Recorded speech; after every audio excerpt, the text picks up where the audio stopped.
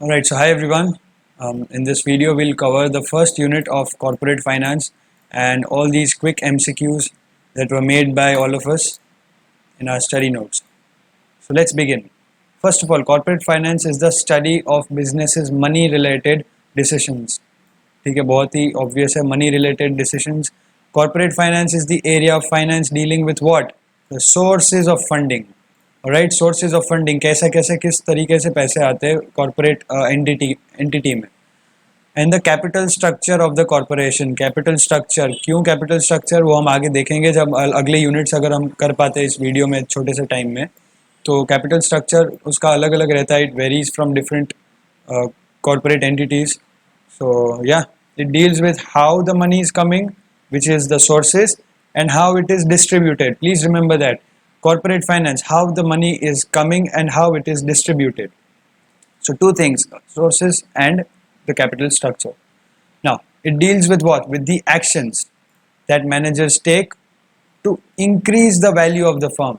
मतलब मैनेजर क्या क्या वैल्यू बढ़ाने के लिए करता है, फर्म की वैल्यू बढ़ाने के लिए. फर्म मतलब टेक्निकली जाओगे तो पार्टनरशिप ही होगा, लेकिन यहाँ पे हमें पता चलता है कि फर्म मतलब कॉर्पोरेट एंटिटी. मतलब शेयर होल्डर्स के लिए वैल्यू बढ़ाने के लिए जो भी एक्शंस होते हैं वो कॉर्पोरेट फाइनेंस के साथ डील करते हैं. फिर corporate finance deals with what? Tools and analysis used to allocate financial resources. जैसा मैंने आपको बोला था, डिस्ट्रीब्यूशन, तो डिस्ट्रीब्यूशन के सारे टूल्स और एनालिसिस के साथ कॉर्पोरेट फाइनेंस का लेना देना है. उसके बाद वो सबसे इम्पोर्टेंट सब्जेक्ट है फाइनेंशियल डोमेन में, कि कॉर्पोरेट है कोई भी एंटिटी, वो अपना फाइनेंस कैसे मैनेज करती है. उसके बाद वो किस में इन्वॉल्व है corporate finance? Capital investment decision में, कि जो आपका कैपिटल इन्वेस्टमेंट है उसके जो भी डिसीजंस है उसमें कॉर्पोरेट फाइनेंस का लेना देना होता है. It is primary concern with what? With maximising shareholder value. ये बात हमने ऊपर यहाँ पे ही देखी है, शेयर होल्डर्स के लिए वैल्यू बढ़ाना. यहाँ पे वही बात है, शेयर होल्डर वैल्यू बढ़ाना. फिर शॉर्ट टर्म जो इश्यूज होते हैं, शॉर्ट टर्म, वो है current assets, current liabilities. Accounting में current assets and current liabilities ऐसे होते हैं जिनकी एक्सपायरी 1 ईयर में हो जाती है. इन्वेंटरी कंट्रोल मतलब स्टॉक कंट्रोल, कितना स्टॉक है आपके पास. और इन्वेस्टमेंट्स है जहाँ पे लॉन्ग टर्म इश्यूज होते हैं, जैसे new capital purchases and capital investments. मतलब plant and machinery, land and other. For example, आपने कोई बड़ा सा ऐसा राइट लिया है या कोई ऐसी चीज़ ली है जो over a period of few years आप यूज़ करने वाले हो, कार हो गया जैसे.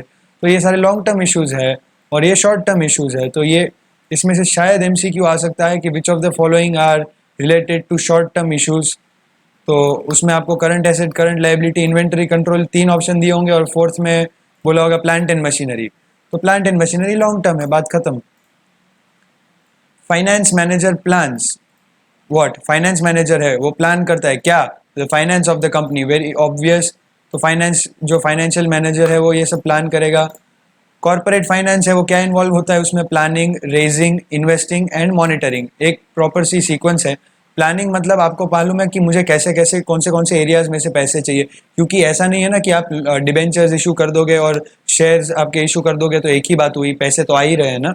नहीं, शेयर्स का आना उसके साथ अलग लायबिलिटीज लाता है और डिबेंचर्स का इशू होना अलग लायबिलिटीज आता है. दोनों के लीगल कंप्लायंसेस अलग होते हैं, दोनों के कॉस्ट्स अलग होते हैं. आप कोई कॉर्पोरेट बोरोइंग करते हो वो अलग हो जाता है, आप बैंक की ओवरड्राफ्ट लेते हो वो अलग हो जाता है. तो बहुत अलग अलग टाइप के कॉर्पोरेट फाइनेंसेस होते हैं. तो सबसे पहले प्लानिंग चाहिए, फिर प्लानिंग करने के बाद वही सारे सोर्सेज से फंड्स रेज करना है आपको. उसके बाद आपको वो सारे फंड्स को इन्वेस्ट करना है और फिर मॉनिटर करना है, क्योंकि प्लानिंग के टाइम पे आपने रिटर्न ऑफ इन्वेस्टमेंट करके एक चीज़ होती है वो आपने की होगी. फिर उसको इन्वेस्ट करने के बाद मॉनिटर तो करना ही पड़ेगा ना, तभी तो प्लानिंग के साथ मैच करोगे.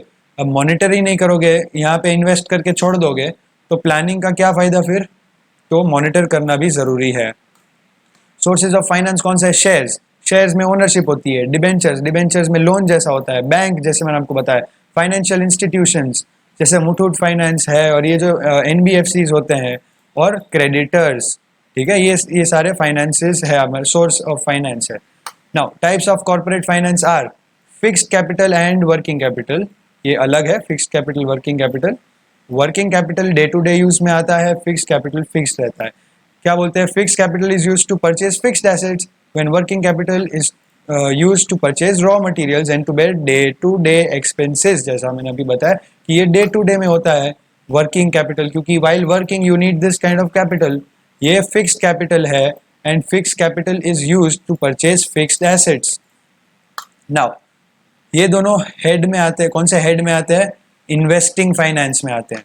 Fixed capital and working capital both come under the heading of investing finance. ठीक है, फिर ये बात देखो, monitoring the finance is an art and a science. ठीक है, आर्ट भी है और साइंस भी है। इंपॉर्टेंस ऑफ कॉर्पोरेट फाइनेंस, ये बहुत ही ओपन एंडेड है, मतलब इजीली आपको समझ में आ जाएगा। सबसे पहले डिसीजन मेकिंग, इसका डिसीजन मेकिंग में आपको कॉर्पोरेट फाइनेंस में डिसीजन मेकिंग होता है। अगर आप प्रॉपरली कॉर्पोरेट फाइनेंस को अप्लाई करते हो तो you get good decision making, there is good research and development, there is fulfilling long term and short term goals, क्योंकि मैंने जैसे बताया था कि लॉन्ग टर्म कैपिटल है, फिक्स कैपिटल है और वर्किंग कैपिटल है। तो आपके लॉन्ग टर्म गोल्स आप लॉन्ग टर्म कैपिटल से फुलफिल करोगे, शॉर्ट टर्म आप शॉर्ट टर्म कैपिटल से। एसेट्स का डेप्रिसिएशन होगा। अब जिसको मालूम है डेप्रिसिएशन क्या है, वेल एंड गुड, बट जिनको नहीं मालूम, इसको बहुत ही सिंपल यूसेज में बोलूँ तो जैसे हमारी वैल्यू कम होती है ना, जैसे 10 साल के बाद आपको वो फ़ोन का वही वैल्यू नहीं मिलेगा, तो बुक्स ऑफ अकाउंट्स में कोई भी एसेट की वैल्यू रिड्यूस होती है due to general wear and tear, तो उसकी वैल्यू हम ऑन पेपर कम कर देते हैं, क्योंकि हमारी बैलेंस शीट दिखाती है कि हमारे पास 1 करोड़ की मशीनरी है, बट वो 1 करोड़ की मशीनरी आपने 30 साल पहले ली थी, जिसकी अब इतनी वैल्यू नहीं है ना, तो आपकी जो बैलेंस शीट है वो वैसे ही बड़ी सी इन्फ्लेट हो जाएगी और 1 करोड़ की मशीनरी दिखा रही है, व्हेन इनफैक्ट अगर आप बेचने जाओगे तो उसका आपको 50 लाख भी ना मिले। तो डेप्रिसिएशन होता है एसेट्स का। और दूसरा रीज़न ये भी है कि आपको एक साथ बड़ा सा लॉस ना आ जाए, बट ये अकाउंटिंग का लेक्चर नहीं है तो पता नहीं क्यों मैं आपको बता रहा हूँ, लेकिन फिर भी जैसे आपने 1 करोड़ की मशीनरी पहले साल में खरीद ली, तो आपको पहले साल में प्रॉफिट तो आएगा ही नहीं ना, क्योंकि 1 करोड़ की मशीनरी बोल रही है, तो आप उसको नो प्रॉफिट नो लॉस पे ब्रेक इवन पॉइंट पे लाने में तो कितने साल निकल जाएंगे। तो इसलिए वो जो 1 करोड़ है उसको थोड़े थोड़े साल में एक्सपेंस की तरह ट्रीट करते हैं और एक साथ ही पूरा एक्सपेंस नहीं करते। तो ये कुछ डेप्रिसिएशन के मीनिंग्स होते हैं, बट जिनको ये सब नहीं समझना इट्स ऑल राइट, क्योंकि ये फाइनली एमसीक्यू की एग्जाम है, आपको यहाँ पे कोई 15 या 11 मार्क्स का आंसर नहीं लिखना है। दूसरी बात, minimising cost of production, of course because planning होगा ढंग से तो उसका मिनिमाइजिंग कॉस्ट भी होगा। रेजिंग कैपिटल, ठीक है, ऑफकोर्स ये तो ऑब्वियस है, रेजिंग कैपिटल तो मेन है इसमें। Optimum utilisation of resources, of course क्योंकि प्लानिंग होता है अच्छे से। And efficient functioning and expansion, diversification and meeting contingencies, बहुत ही ऑब्वियस है, इसमें और कोई एक्सप्लेनेशन की जरूरत नहीं है। Corporate finance is very important for profitable as well as non profitable organisation. हाँ ठीक है ना, क्योंकि पैसे अल्टीमेटली रिसोर्स है और रिसोर्स का ऑप्टिमम यूटिलाइजेशन के लिए प्लानिंग और स्ट्रेटेजी ज़रूरी होती है। तो डजेंट मैटर इफ प्रॉफिटेबल हो या नॉन प्रॉफिटेबल हो, आपको सबको ज़रूरत पड़ेगी। फाइनेंस एक्सपेंशन के बिना नई कंपनी शुरू नहीं होती है, ठीक है, ऐसा बोला है। We can not start a company without finance expansion, means to create और increase the size of the company, मतलब पैसे की एक्सपेंशन ज़रूरी है। डाइवर्सिफिकेशन क्या है? To produce and sell new products. अरे इसमें ना ये diversification produce and sell new products लिखा है, ये मीनिंग गलत नहीं है इसका, बट मेरे हिसाब से I think it also means कि आप कितना varied kind of capital use करते हो। खाली आप डेट कैपिटल ही यूज कर रहे हो या आप ओनरशिप वाला कैपिटल भी यूज कर रहे हो, बट एनीवेज डाइवर्सिफिकेशन यहाँ पे ऑल्सो मीन्स के एक्सपेंशन के कंटेक्स्ट में अगर लिखा है तो डाइवर्सिफिकेशन मीन्स आपके जो प्रोडक्ट्स है वो अलग अलग आप अलग अलग फील्ड में आप बेच रहे हो। जैसे सैमसंग है तो वो खाली फ़ोन्स ही नहीं बेचता है, सैमसंग अब घड़ियाँ भी बेचता है, सैमसंग के ईयरबड्स भी आ गए, एयरपॉड्स भी आ गए, जो भी बर्ड्स बोलना है आपको, जो कुछ भी बोलना है उसको, सो बेसिकली ईयरफोन्स। इनफैक्ट लोगों को पता नहीं है बट सैमसंग के स्पीकर्स भी आते हैं, और ये जो हारमान है वो सैमसंग की सब्सिडियरी है। हारमान मतलब JBL हो या फिर ये इन्फिनिटी हो या जो AKG है, AKG के earphones. So basically this is called diversification, और ये तभी होता है ना जब पैसे होता है, मनी मेक्स मनी। अब पैसा नहीं है तो वो एक प्रोडक्ट ही मुश्किल से बेचेगा ना कोई। Now plants and machinery are the main assets of the company, obviously. Needs क्या है कॉर्पोरेट फाइनेंस की? बहुत बेसिक है। रिसर्च डेवलपमेंट, ठीक है। मोटिवेटिंग एम्प्लॉयज़, बहुत ऑब्वियस है। प्रमोटिंग अ कंपनी, ठीक है। स्मूथ कंडक्ट ऑफ बिजनेस वो भी ठीक है, एक्सपेंशन एंड डाइवर्सिफिकेशन ठीक है, meeting contingencies government agencies, dividend and interest, dividend किसके लिए, शेयर होल्डर्स को, इंटरेस्ट किसके लिए, डिवेंचर्स को या प्रेफरेंस शेयर्स को, रिप्लेसमेंट ऑफ एसेट्स ये भी बहुत ज़रूरी है ना, वो 10 15 20 साल पुराने मशीन अभी मेरे को क्या प्रोडक्टिविटी देंगे, उल्टा मेरा कॉस्ट बढ़ेगा उनके मेंटेनेंस का और एफिशिएंसी में बहुत असर पड़ जाएगा। Corporate finance is in charge of budgeting ठीक है। Variables, variables incorporated in valuation of process are, मतलब वैल्यूएशन करते वक्त कौन से वेरिएबल्स है, वेरिएबल्स मतलब जो चीज़ें चेंज होती रहती है, तो कौन सी वेरिएबल्स कंसिडर होते हैं, पहले तो inflation, expected revenues, expected costs, length of time required. Length of time required क्यों बहुत ज़रूरी है, क्योंकि कई बार आपको 1 करोड़ रुपए चाहिए तो वो शायद आप इस तरीके से रेज करोगे तो आपको इतना उसका कॉस्ट आएगा, मतलब इतना % इंटरेस्ट देना पड़ेगा, या फिर आप अलग तरीके से करोगे तो आपको इतना % इंटरेस्ट तो मिलेगा लेकिन आपको टैक्स डिडक्शन मिल जाएगा, आपको टैक्स बेनिफिट्स मिल जाएंगे। तो इस तरीके से इसका काफ़ी स्ट्रैटेजिक प्लानिंग होता है, इसलिए लेंथ ऑफ टाइम रिक्वायर्ड जानना भी ज़रूरी है कि हमें कितने टाइम तक फाइनेंस चाहिए। हाँ, और ये रहा मोस्ट इम्पॉर्टेंट पॉइंट कि एक ऑप्टिमल मिक्स होना चाहिए 3 स्ट्रैटेजीज का, मतलब जो भी कंपनी में पैसे आते हैं उसके एक ऑप्टिमल मिक्स होना चाहिए। आई थिंक यहाँ पे आगे शायद आए ना आए, बट ये जो टर्म है ना उसको कैपिटल गेयरिंग बोलते हैं, कि जो कैपिटल है उसकी प्रॉपर गेयरिंग है कि प्रॉपर आपके हिसाब से जो अमाउंट है प्रपोर्शनेट अमाउंट होना चाहिए ओनरशिप कैपिटल का एंड डेट कैपिटल का, outsiders funds and owners funds basically. Public job function of corporate finance is to determine whether or not the company pays a dividend. Company के पास ये क्या इतने profits है कि वो डिविडेंड पे कर सके शेयर होल्डर्स को। Paying dividend cash directly in the hands of the share holders, ये पॉइंट ऐसे ही लिखा है, इसका क्या रिलेशन है वो मुझे समझ में नहीं आ रहा। Paying dividend means that the money is not being invested in the company. Yes, see retention of profits अगर होता है तो डिविडेंड के लिए आपके पास पैसे नहीं होंगे ना, क्योंकि आप डिसाइड करते हो कि मेरे कंपनी की आज 15 करोड़ प्रॉफिट हुई मेरी। आप लोगों को लग रहा होगा मैं करोड़ों में क्यों बात कर रहा हूँ, बट ये बस नंबर आ रहा है मेरा। तो 15 करोड़ का फॉर एग्जांपल प्रॉफिट होगा, तो 15 करोड़ का प्रॉफिट होने में आपको डिसाइड करना है कि इसमें से 10 करोड़ तो वापस बिजनेस में जाएंगे, और जो 5 करोड़ है वो 5 करोड़ में से 4 करोड़ इधर जाएंगे, 1 करोड़ में से इसको यहाँ पे भेज देंगे, यहाँ से इतनी लोन यहाँ से चुकती कर देंगे, और फिर जो कुछ भी है बाद में जितना डिविडेंड का अमाउंट डिसाइड होता है वो डिविडेंड का अमाउंट आपको किनको देना है, मतलब शेयर होल्डर्स को किस तरीके से देना है, ये सारे जो डिसीजंस होते हैं वो डिविडेंड के पेमेंट में आते हैं, और इसके लिए आपको अलग लॉज पढ़ने पड़ते हैं, डिविडेंड से रिलेटेड, कंपनी लॉज के रिलेटेड, सेबी में क्या इसके है, सारी चीज़ें आपको नज़र में रखनी पड़ती है इसके लिए। Now the finance department determines which option maximises the shareholder value. Shareholder value को बढ़ाना बहुत ही ज़रूरी है, इसलिए हमेशा ये याद रखो कि this is a good thing, maximising shareholder value. Economic theory में मेन ऑब्जेक्टिव बिजनेस का क्या है, to maximise profit and to increase the value of shareholders, ये भी ध्यान में रखो। एमसीक्यू आ सकते हैं सारे इसमें से। All businesses aim to maximise their profits, ठीक है, and minimise their expenses and maximise their market share.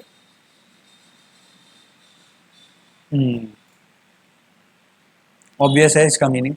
Now objectives of corporate finance क्या है, फिर से वही बात आ गई जो अभी से हम कभी से पढ़ते आ रहे हैं। मैक्सिमाइज प्रॉफिट ठीक है, मिनिमाइज कॉस्ट वो भी ठीक है, और maximise market share. Now maximisation of profit includes what, it includes gross profit margin, operating profit margin and net profit margin. तो ये तीनों अलग अलग होते हैं, बट इसके डिटेल्स में आपको जाना बिल्कुल ज़रूरी नहीं है, बस याद रखो कि पहले ग्रॉस प्रॉफिट, फिर ऑपरेटिंग प्रॉफिट और फिर net profit. Now profit margin ratios are one way, okay, one way ये एक तरीका है, मतलब ये एक ही तरीका नहीं है, to measure how much money a company squeezes from its total revenue और टोटल सेल्स। ठीक है, प्रॉफिट मार्जिन देखते ही आपको पता चल जाना चाहिए कि रेवेन्यू एंड टोटल सेल्स, मतलब इतना बेचने पे कितना हम कमा रहे हैं भाई, प्रॉफिट मार्जिन कितना है, ये रेशियोज है, प्रॉफिट मार्जिन के रेशियोज होते हैं। Now gross profit margin analysis, the profit analyses होता है भाई, analyses the profit of a company makes on its cost of sales, of cost of goods sold, और थोड़ा टाइपिंग में कंफ्यूजन है। मतलब ये ग्रॉस प्रॉफिट आपको कहाँ से मिलता है, आपके सेल्स में से मिलता है, ठीक है। तो ग्रॉस प्रॉफिट का मार्जिन आपको कॉस्ट ऑफ गुड्स सोल्ड में से मिलता है। Now it indicates how efficiently the management uses labours and supplies in the production process. मतलब आपको एक एक प्रोडक्ट है आपका, 10 रुपए में पड़ता है आपको, और आप उसको बेच रहे हो 11 रुपए में, ठीक है। तो आप इस चीज पे फोकस करो कि वो 10 रुपए का जो आपका कॉस्ट है, कॉस्ट ऑफ गुड्स सोल्ड, वो थोड़ा कम हो जाए, ठीक है, ताकि आपकी ग्रॉस प्रॉफिट की मार्जिन बढ़ जाए। Example, the higher the margin percentage the favourable it is for the company. Okay, तो ये रेशियोज आ गए हमारे पास। ऑपरेटिंग प्रॉफिट का जो मार्जिन है उसका रेशियो है EBIT, I think, yes, EBIT upon sales, earnings before interest and tax upon sale. ये ऑपरेटिंग प्रॉफिट का रेशियो है। यह हमें क्या बोलता है कि इंटरेस्ट और टैक्स देने से पहले हमारा कितना प्रॉफिट हुआ पर रुपी ऑफ सेल्स, ठीक है। क्यों? क्योंकि ये पर रुपी ऑफ सेल्स क्यों है? क्योंकि इसका रेशियो हम किसके साथ निकाल रहे हैं? We are dividing it by sales. मतलब हम कंपेयर कर रहे हैं ये earning before interest and tax को सेल्स के साथ। इसका मैं बेसिक सिंपल हम बचपन से करते आ रहे हैं। अगर आपको याद हो तो हम क्लासेस में हमें जब मार्क्स मिलते थे, अभी भी मतलब मैं बचपन की बात इसलिए कर रहा हूँ क्योंकि तब से हमको ये चीज़ करते हैं, लेकिन कई लोगों ने शायद सोचा हो या नहीं भी सोचा हो। हम टोटल मार्क्स को, हमारे जितने मार्क्स आए, जैसे मुझे 300 मार्क्स आए 500 में से, तो मैं 300 डिवाइडेड बाय 500 क्यों करता हूँ इंटू 100? तो क्योंकि मुझे परसेंटेज चाहिए उसके, डेसिमल पॉइंट्स के लिए इंटू 100 उसका हम परसेंटेज निकालते हैं इसलिए। बट हम ये सोचो कि हम एक चीज़ का जो डिनोमिनेटर है और जो न्यूमरेटर है फ्रैक्शन में, तो न्यूमरेटर का रिलेशन हम निकालते हैं डिनोमिनेटर के साथ। तो ये जो चीज़ है earning before interest and tax, इसको हम डिवाइड बाय सेल्स इसलिए कर रहे हैं क्योंकि हम इसके साथ का रिलेशन निकाल रहे हैं कि ये अगर 500 है और मुझे 300 मार्क्स, ये मेरे 300 मार्क्स है और टोटल मेरे 500 लगे हैं, तो दोनों के बीच में कनेक्शन कितना है, मुझे टोटल इसका और इसका कितना रेशियो है, इसको फिर इंटू 100 जब करते हो तब आपको परसेंटेज मिलता है। वैसे ही ये है कि 500 रुपये के आपने सेल्स किए, उसमें से आपने कमाया कितना भाई? 500 का बेच दिया, मतलब 500 के 500 तो तुम्हारा प्रॉफिट नहीं है ना, तुम्हारा अर्निंग क्या है बिफोर इंटरेस्ट एंड टैक्स। तो ये बेसिक सा लॉजिक है, ठीक है, ये करने की ज़रूरत वैसे थी नहीं लेकिन बता दिया मैं। अब ये अगर आपको समझ में आ गया ना ये रेशियो, तो आगे के जो दूसरे भी रेशियोज है आपको याद नहीं रखने पड़ेंगे, आपको थोड़ा कॉमन सेंस से ही पता चल जाएगा। It indicates how much earnings before interest and tax is generated per rupee of sales, fine. Operating profit का मार्जिन है कि it should be a smaller figure than gross margin, चलो ठीक है। Net profit margin are generated from all phases of a business including taxes. मतलब पहले gross profit हो गया, फिर जो भी निकालना था वो सब निकाल दिया उसमें से, फिर खाली इंटरेस्ट एंड टैक्स निकालना बाकी था। अब जब इंटरेस्ट एंड टैक्स भी निकाल देते हो तो आपके पास ऑपरेटिंग प्रॉफिट से नेट प्रॉफिट आ जाता है। नेट मतलब फाइनल। अब नेट प्रॉफिट का मार्जिन क्या होगा, आप वही समझ लो सेम। अरे भाई नेट प्रॉफिट का मार्जिन क्या है? तो नेट प्रॉफिट और उसके सामने आपने कितना बेचा उसका दोनों का रिलेशन निकालो, नेट प्रॉफिट का रेशियो मिल जाएगा आपको।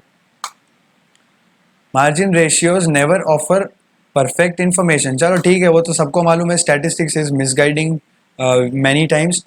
Now companies use cost control to manage and और reduce their business expenses. Obviously if देखो cost is high if profit margin and share price is low, ठीक है, प्रॉफिट मार्जिन आपकी कम है तो आपको कॉस्ट भी हाई है तो प्रॉब्लम हो जाएगा। मार्केट शेयर कैसे कैलकुलेट करते हैं?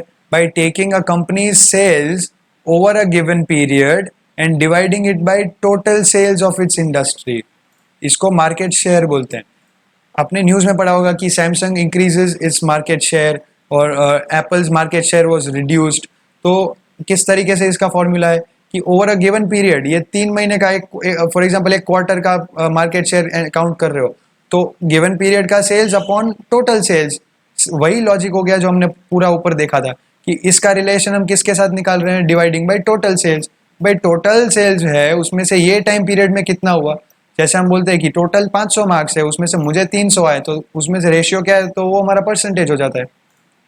And market share increases and decreases can be a sign of relative competitiveness of the company's product and services. मतलब मार्केट शेयर का बढ़ना और घटना एक कंपनी का कॉम्पिटिटिवनेस दिखा देता है उस इंडस्ट्री में। तो ये यूनिट 1 खत्म हो गया है। तो इसके बाद हम यूनिट 2 करेंगे। तो यूनिट 2 का जैसे अगर वीडियो हो जाता है तो मैं फिर से उसको अपलोड